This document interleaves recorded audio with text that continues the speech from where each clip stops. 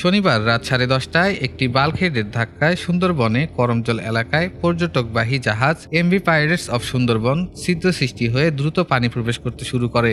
এ সময় জাহাজে 44 জন পর্যটক ছিল।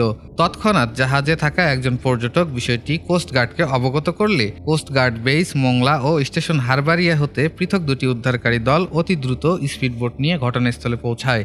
তারা উদ্ধার অভিযান পরিচালনা করে 2 জন চায়না নাগরিক, নারী ও শিশুসহ 24 জন পর্যটককে নিরাপদে উদ্ধার করে কোস্টগার্ড বেস মোংলায় নিয়ে আসে।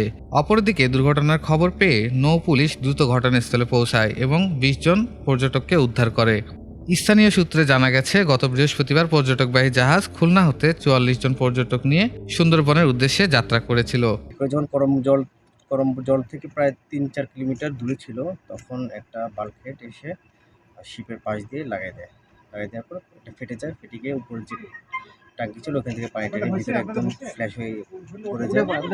সো তখন সবাই আর কি প্যানিক হয়ে যায়। প্যানিক হয়ে আমরা উপরে চলে আসি।